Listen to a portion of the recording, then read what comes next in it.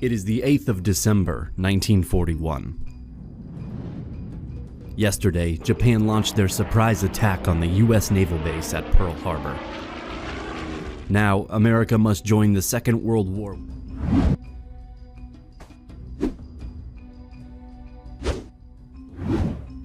So how come a nation with such a large population has so few forces ready for deployment? This episode of Knowledgia: how big was the American land army in World War II, and how far did they have to go to support the Allied powers? The opinion of the American President Delano Roosevelt was generally shifted in favor of the Allies. He pushed Congress to make several changes in the years leading up to America joining the war. Among these was the conscription of all healthy men between 21 and 35 years of age into military service. Over 1 million men joined the Army in 1940. Another was the Lend-Lease Agreement, signed in spring of 1941. It allowed Roosevelt to begin shipments of military materials to Britain. Weapons, tanks, clothes, and food were sent across the U-boat-infested waters of the Atlantic Ocean to the Allied powers. It may have seemed like harmless trade, but the Lend-Lease Agreement gave Roosevelt a reason to increase America's own military production. The resulting boost to the U.S. economy helped the U.S. out of the Great Depression and improved morale in the West. In turn, this caused an increase in enlistment rates, which would skyrocket in the next few years. Records from July of 1941 estimate that the American Army had a strength of 174,000 soldiers. If you include the 1.2 million men forcefully drafted into the military, then we can see that the US had about the 17th largest army in the world. The American Army was at its largest in March of 1945, and most recruits went on to serve in the ground forces. Reorganization of America's Army began in 1942. Previously, the Army had been divided into the classical combat arms of infantry, cavalry, and artillery, of which there were two types: field artillery and coast artillery. Instead, these combat arms were combined to form the Army Ground Forces of the U.S. Lieutenant General Leslie J. McNair formed 4 new combat arms: airborne, armor, anti-aircraft, and tank destroyer. These were of more importance than ever before, since the Wehrmacht and Luftwaffe were using modern weapons and vehicles in their blitzkrieg or lightning war tactics. 1942 was a year of aerial desperation. Since the Luftwaffe had gained almost unchallenged superiority in the skies, anti-aircraft weapons were of unmatchable importance. It would remain this way until Allied forces managed to gain more aerial control.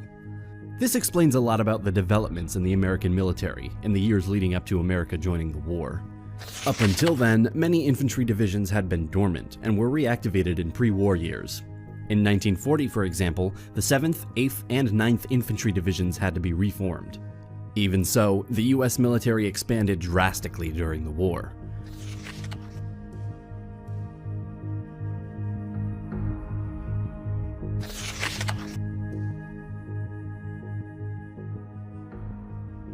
Out of 16 million personnel, 70% of the American military served in these units.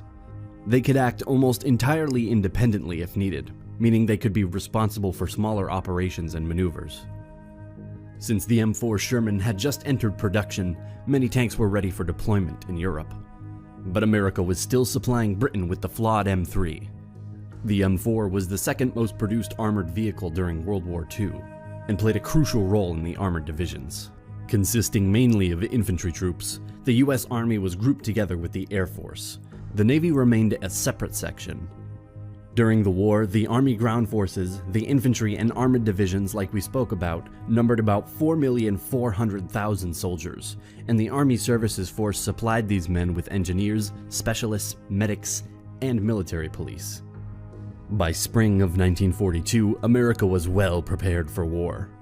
Certain changes had been made to the equipment of the ground forces, often to make production cheaper and to cut down on shipping costs, since over 90% of enlisted soldiers were engaged in overseas operations. Whilst American troops were being shipped to the European continent, there were numerous fights and island battles in the Pacific theater. From the 8th of December 1941 to the 6th of May 1942, the Japanese carried out their Bataan campaign, attempting to capture an important peninsula in the Philippines. General Douglas MacArthur, commanding the United States Army forces in the Far East, held out for several months. The Japanese and 14th Imperial Army starved and exhausted American and Filipino troops at Bataan, and dominated the area with powerful artillery barrages and naval landings. Eventually, MacArthur decided it wasn't worth it and surrendered to Japan on the 9th of April. America's Marines and Filipino allies had failed to hold on to Bataan, but this wasn't the only loss the United States suffered in the early stages of the war. Just 2 days after Pearl Harbor, the island of Guam had fallen to the Japanese. Meanwhile, Wake Island had to endure the relentless bombing and deployment of Japanese task forces, and American soldiers surrendered on the 23rd of December, 1941. Typically, an American soldier would remain in combat until he was injured, at which point he would be replaced with a healthy, fresh soldier. Unlike the European allies, there was no routine placement for troops, meaning that survivors would remain in service until they were wounded or died. Most of the land combatants in these island battles were Marines, who were trained to fight both on land and at sea. At the time, Japan and America would carry out naval attacks around the islands. So what was happening with the American soldiers in the European theater? In November 1942, transports carrying American and British soldiers entered the Mediterranean Sea and approached North Africa, hailing the start of Operation Torch. On the 8th, the Three-Pincer attack began, and the Allies began attacking North African territory held by Vichy France. There were numerous setbacks due to weather and strong enemy resistance, but the operation ended with the surrender of the region. Although Germany imposed a tight naval blockade in the seas around Europe, USA was still able to transport troops to the front lines. For the first couple of years, the ground forces remained mainly European. But as the American troops arrived and began service, the tide gradually turned. In September of 1943, the Allies launched their invasion of Italy, and the American Fifth Army stepped onto dry land at Salerno on the 9th. Furthermore, the Germans organized panzer attacks, making it difficult for the American beachhead to connect with the British. Perhaps the most notable example of American participation in World War II was in the 1944 D-Day landings, codenamed Operation Overlord. The Normandy landings saw Allied forces face horrendous mental and physical conditions as they attempted to force their way into the north of the occupied France. The 2nd, 3rd, 4th, 5th, and 6th Armored Divisions began their service in Normandy on the 6th of June, when they were deployed from amphibious landing crafts. What follows is the diary extract from an American soldier who fought on the beaches of Normandy.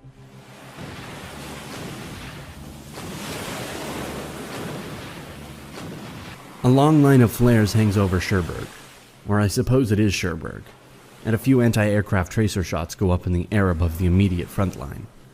Funny to imagine that the Germans run around their guns. I would like to know what they're thinking. The whole channel between us and Cherbourg is filled with little ships, which all quietly and efficiently sail towards France. The British, Canadian, and American fighting forces on the warpath. I heard that our CO has also landed, therefore our infantry must be there by now. God bless them, and good luck to them. I do not believe that I can now write for very long. We can now see the French coast, and very soon we will have to play our part. I must go now, and look for the landing markings with my binoculars to ascertain our landing points. So, my darling, on we go. I know that you are with me. Come on to Bannerman's. Au revoir. God bless. I love you. Now that American infantry and armored divisions had made it into France, they pressed powerfully forwards and gained ground, forcing the Germans back. Meanwhile, America was preparing their forces to recapture the Pacific Islands they had lost at the start of the war. Guam was recaptured in 1944, and Wake Island surrendered in 1945. The Bataan Peninsula was also attacked by American forces in the battle for the recapture of Bataan, which lasted from the 31st of January to the 21st of February. America ultimately forced Japan to surrender when they dropped their revolutionary new weapon, the atomic bomb, on the cities of Hiroshima and Nagasaki. There were over 300,000 casualties from the army alone.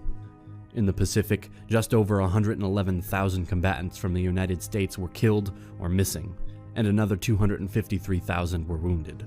According to Pacific War Encyclopedia, 21,580 men were taken as prisoners of war.